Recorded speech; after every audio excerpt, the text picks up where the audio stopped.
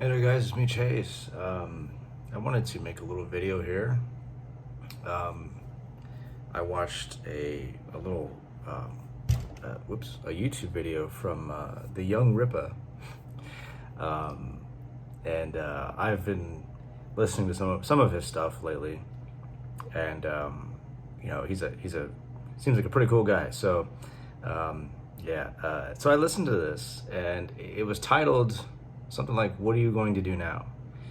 And I had a feeling I knew what it was about, because YoungRippa is in the he knows where the battle is at, as it were, and where there's a great opportunity, at least for, I don't know what his political views are, so I'll just say, at least for the sane, non-crazy woke. Okay, I don't want to label him a conservative. I don't want to pin him to something that he isn't, and that I haven't seen him identify himself as.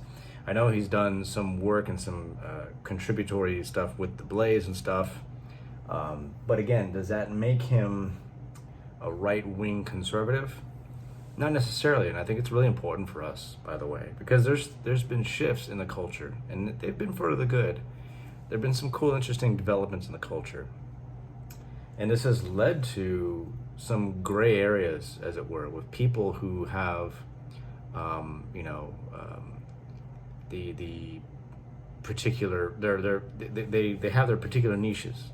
And I don't like to just, especially in a time like this, I don't like to just say you're a conservative, you're a liberal, and just put everybody in these boxes and stuff like that. So I'm not going to do that to him. But he was lamenting or commenting in this video on, more of the crazy leftist stuff. I don't remember exactly what it was, but it is more leftist stuff in culture and in media. And then, of course, he spends most of the video, though, rightfully, I think, talking about what are we going to do about it? About what these people are doing to our children. We sign up for Disney Plus. We sign up for all these streamer programs that are making kids shows. And it's very obvious what they're trying to do. It's like a Stockholm syndrome thing, where we complain and we complain about, can you believe what they're doing? Can you believe what Disney's doing right now? Oh, it's horrible what they're doing to kids. And there's my, $10-15 a month to Disney Plus, so we can watch that stuff and things like it, so we can get our Star Wars fix. I'll just be honest with you right now. My interest in anything Star Wars, zero. It's just crashed and burned so badly. I know I've heard stuff about the new Andor show, which actually, see this again. I've watched some things on the Andor show, and it looks like a much more mature show, and by mature, I don't just mean the way it appears, but it's just the story wise, it's actually a well constructed story. There's a much more realistic nature to it. Now, at the same time, I would say that's one of the problems, because we didn't really watch Star Wars for its nitty gritty realism thing.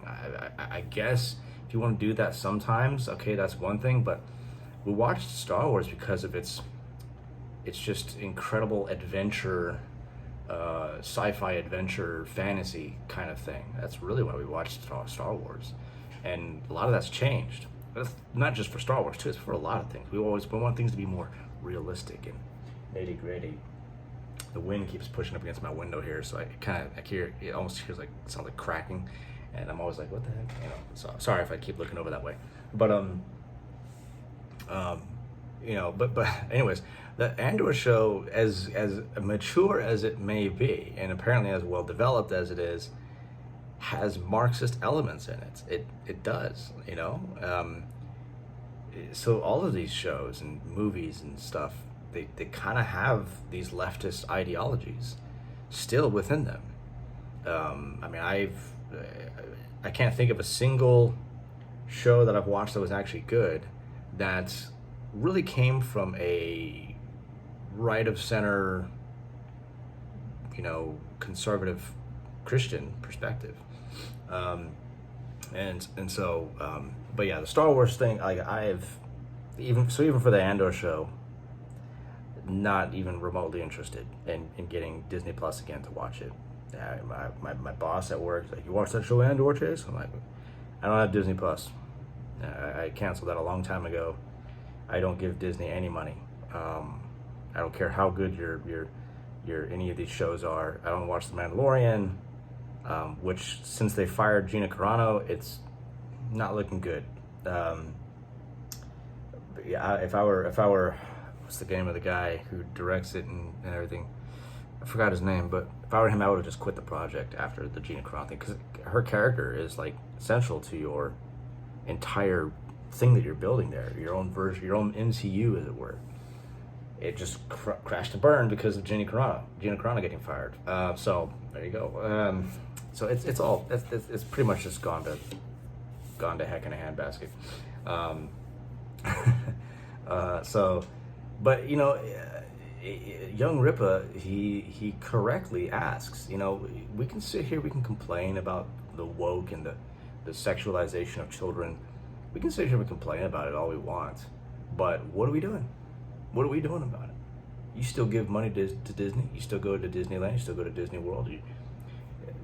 I'm sure I've been to is it Disneyland? The one in Florida? I think it's Disneyland. I've been there before. I didn't actually go into the park. I went to the touristy areas. Didn't have the money really to go into the parks. I'm a poor little peasant. So, anyways, but I and it was beautiful. I got to see I always wanted to see the magical castle and the fireworks show and everything like that. And I finally got to see it. Now, of course, I saw it as an adult, but still, there's that sense of childhood fantasy that's still a part of me. It's kind of always been there, and I guess it's always going to be there. But it was great. I enjoyed it, but the simple fact of the matter is Disney has become what it is. It's this we have to be able to recognize evil when we see it, even when it's hiding behind all the spectacles and the imagination and the wonder and stuff like that. Like, I'm sure most of the people who work at that park, who maybe dress up as the Disney characters that your children love, I'm sure most of them are, if not all of them, are nice and great people. But the system or the institution that is behind all of it, that's where the evil is. And as long as we continue to, it's just like in public education, we can complain, we can gripe about these things, but as long as we continue to just accept these things and instead of recognizing them as the problem, it's like when I went to go re-sign my lease a couple months ago, and my rent went up, quite significantly. And I asked the lady, I was like, can I ask why this lease is, why it's going up? And she already knew. It's like, before I even finished asking the question, she was about ready to give the answer. It's like she probably has already answered this numerous times, but I'm obviously not the first one who asked this. And she said, well, it's because of the economy and things like that, it's just, it's gone up. And I was like, oh, okay, so it's, it's not anything I did. It's the economy, it's just the way it is. And so we were both kind of just talking about it for a little bit. Like, oh man, it's rough. She's like, oh, I know, I live here too, and it is rough. Just I've got my rent went up too a lot. And then we were we were both connecting, right? And we're just back and forth, a really pleasant conversation, really quick one. But then she said, yeah, and all they got, if they would only just increase our wages, then that'd be, everything would be fine. And then I went, no. That's not, see, so the point here is she recognizes this is not good, that the cost of living has gone up substantially. But she gets the identification of the problem wrong. The solution is not to just increase wages, because that will just make everything even more expensive. You have to find the root of the problem. The root of the problem is, you got to go back to the Fed and why it's increasing interest rates. Well, it's increasing interest rates because of the current administration and its rules and regulations that are ruining the economy. And so interest rates go up. When the economy starts to go bad, basically what happens is people start to, especially people in the higher up areas like the Fed, just start to, you might say panic. I don't know. There's more complexities to it than that. I think there are some people here who want this to happen, but and they're getting rich off of it happening. People way up there in government, like in the Fed. What always happens when we're in these kind of economic crisis, everybody is trying. They're trying to survive, and so they're doing whatever they can to survive. And sometimes that means hurting their own neighbors, and then hurting their own neighbors makes their own neighbors desperate, and then they do the same thing. It just continues down the line. So in the the situation with the Fed, it's like, oh crud, we're losing money, or inflation's going up, stuff like that. We need to make money. We need to make money in order to continue to survive. So we got to increase the interest rates, things like that. Those are the kinds of things happen. And so, but see, nobody wants to go, well, then why is everything going up? Why are these things going up? Maybe we need to fix that. See, that the solution is not to increase wages. That's not going to fix anything. That's going to make things worse. You have to go further into the real root of the problem. There was a couple years ago when we didn't have to think about these things. And why was that? Because the economy was much better. Why was the economy better? So when you start thinking about that, well, then now you're thinking more critically about these kinds of things. So anyways, that relates to this issue. We complain about the media and the storytelling and storytelling. Like I've been saying, YoungRippa understands this. That's why he started his own stuff, which is awesome. That's exactly what we need to do. The storytelling world is like ripe right now, and I honestly think Christians are just missing it. I had a conversation at lunch with some of my fellow church members, and we were talking about movies and shows and stuff like that. And I've mentioned about the fact that I'm a real stickler when it comes to these things. I'm a stickler because, one, I do write my own stories. I've started writing my own stories, my own books. And to do that, and I want to do it well. I want to do it the best I can. I don't want to do anything mediocre. I want it to be something that's serious, mature. Not when I say mature, I don't mean like R-rated. I'm not talking about that. But I'm talking about, again, when I go back to the Andor thing, just a really well-structured story that takes time and it's a real art to develop these things. But anyways, I was talking about this, and because I get into the storytelling business, I understand what character arcs are, story progression, all these things. The anatomy, I call it the anatomy of storytelling. So I apply that every time I watch something or read something. I'm always asking these questions, and if I don't think it's doing a good job at that, you lose me. But one of my friends at lunch, she was just like, yeah, see, I just want to enjoy a good flick. That's all I really. So it's a very simple view, and I'm not trying to be mean or rude or anything like that. But it's just a very simple view, and I get it. I understand it. We want to escape from the daily issues that we have to deal with. But see, the thing is, if that is the only reason, then technically movies and shows and stuff are just a drug. Because that's what you do drugs for. You want to get away. You want to escape what's the reality of things. And I don't want storytelling to be a drug. I want it to be something meaningful and impactful. Something that, when like the movies and stuff that I watched when I was a kid, The Lion King, unforgettable. To this very day, unforgettable. it's just an amazing masterpiece. The Prince of Egypt, unforgettable, a masterpiece, and with a level of inspiration that just, again, it's stuck with me all my life. And so that means it achieves that goal, that level of storytelling success. That's what I want to see more of, and we see none of that. And all we want to do is just, it's like with music, we just the latest thing that's cool for about a month, and then we forget about it. These are just the reason why is because they're forgettable. They're not good. They're not inspiring. It's just terrible music. It just gets you, up and high for a little while, and then just comes back down, and then you need another one, and just these daily fixes. Meanwhile, your spirit and your soul is just dying, ultimately. Yes, I do think music can have a profound effect on your mental state and your spiritual state. I really do. Talk to my old self when I would go through serious bouts of depression, then I would just listen to depressing music, which made it worse. So I had to stop listening to that. It has a profound effect. The same thing with movies and shows and stories.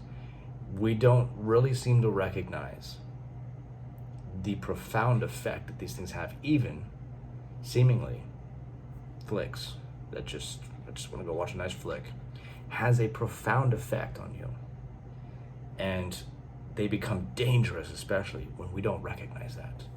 Just like heresies, when we're not paying attention to the words people say, like, when they say things that, sound Christian but really aren't, they can, like the Gnostics did to people. They sounded very, very Christian, but it was a trap to lure people away after a false gospel. And people who did not have that ability to discern and to really ask questions of these suspicious, peculiar individuals would just fall right into it. Just fall right into it. And so that same possibility is here with us right now. And if we don't take this seriously and seriously want good storytelling to impact us and impact, again, The Lion King, The Prince of Egypt, these classics, The Lord of the Rings, just it had such a profound impact on me that resonates to this very day, that has played a role in inspiration for my own storytelling and my own even worldview. That has done that to me at 33 years old. Imagine the kids who are growing up right now watch, when I was their age, to see something mind-blowing that just captivates them. Our enemy understands this. They understand this. He, the devil, whatever you want to call it, the spirit of the age, understands this. While we just go, just want to see a nice flick, man. I just want to watch a good show. That's all I want to do. Yeah, it comes from these people over here, but we just want to watch a good show. That's all we really care about. Just eat our chips and just watch a good show and stuff like that. Don't you see what's happening? When will we see what's happening?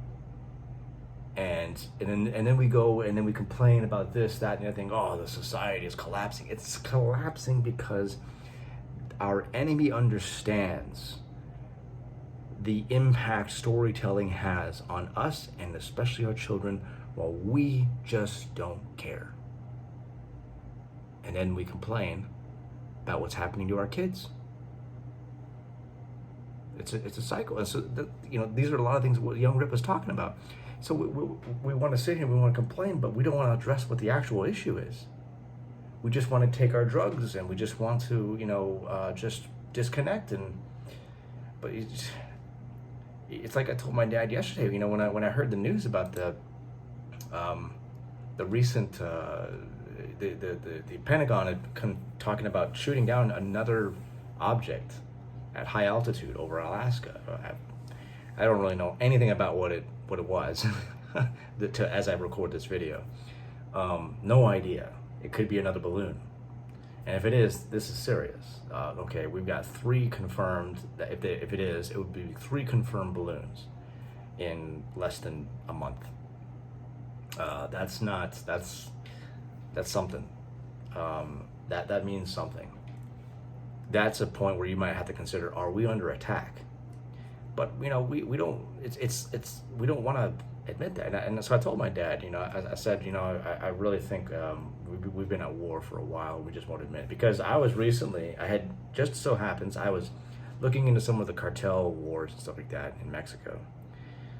Turns out a lot of that stuff, a lot of the cartels get a lot of their hardware and even their drugs imported from China. So it's imported from China, and then that is now imported to the United States. The fentanyl, the drugs, all that stuff like that. What do drugs do? They destroy people, and they create. Look at San Francisco. It's just right on the border there with Tijuana. Tijuana is a major hotspot for cartels. A lot of cartel wars go on there. Last I heard, anyway. But but look at, in San Francisco is just filled with homeless, drugged up, fentanyl-induced people. It's looks beautiful on the outside, but when you start getting down into it, it's like it's a terrible, terrible place. And that's spreading throughout the United States. So when you think about it, if a lot of this stuff, a lot of where the cartels are getting a lot of their imports is from China. China is waging a proxy war against us to destroy our population, to just create a decadent society. Now we got these balloons floating overhead of us. I would think that that's technically, if you can verify that evidence, that's an act of war. That's our enemy using proxies to slowly rot away at the United States. So they don't have to do a direct invasion, because that's not going to go well for them. But that's the fact that they're doing that. It's just like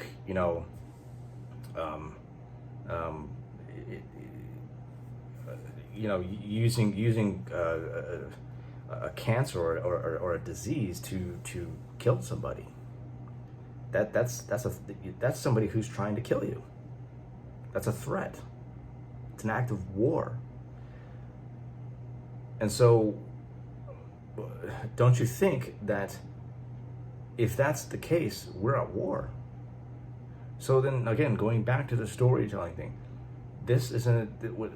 these people are trying to destroy the minds of our children, and we continue to give them money to do it. And then we complain about it. That's all we ever do. We just complain and we complain and we complain, but we don't really do anything about it, because we just need our drugs, our own drugs, which are just a nice flick or whatever, blah blah blah blah. Just like Todd Erson on Steve Deace's program, he keeps saying everybody, and when he says everybody, he's talking about conservatives. They just want to go back to normal. That's all we want. And he's like, normal sucked. And he's right. Normal sucks. Because normal is when we were all asleep. When we're all sleeping. While the enemy is just slowly encircling us.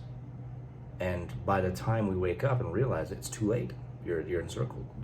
You're cut off from supplies or anything like that. And it's just, you're gone. So we need to wake up right now and recognize that we are under attack. We are under attack. We need to understand that. We need to recognize that and wake up. And so, guys like the YoungRippa, they've got the right idea. And that's why, for me, I write stories. It's one of the reasons why, anyway. That's because I really believe that right there is where we can have a major impact. And we need to get busy on stuff like that.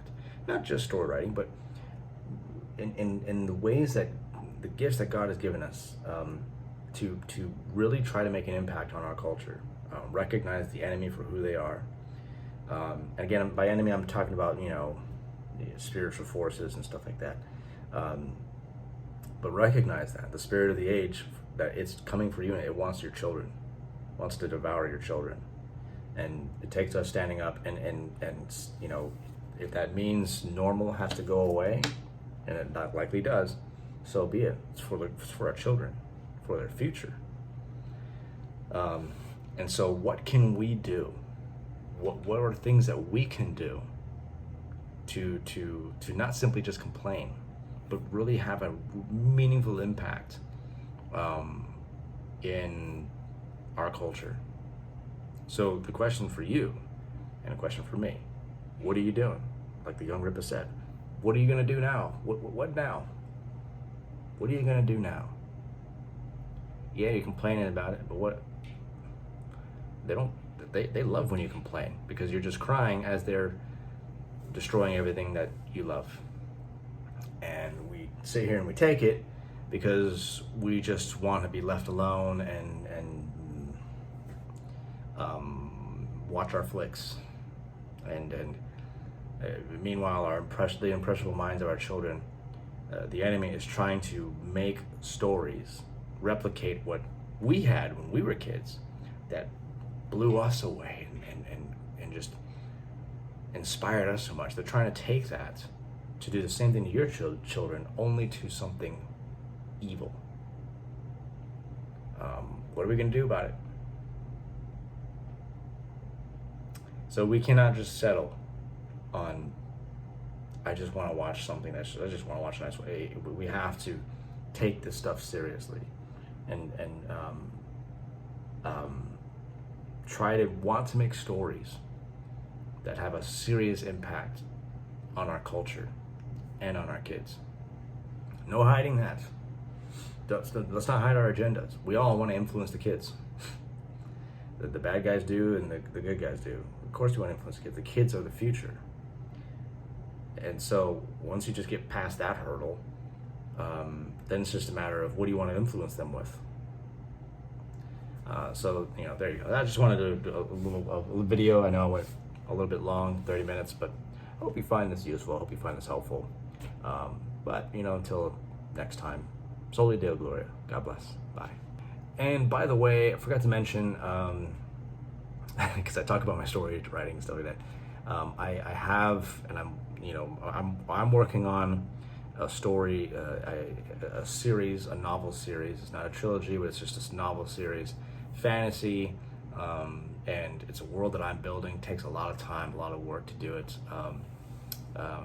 especially when I want to do it well.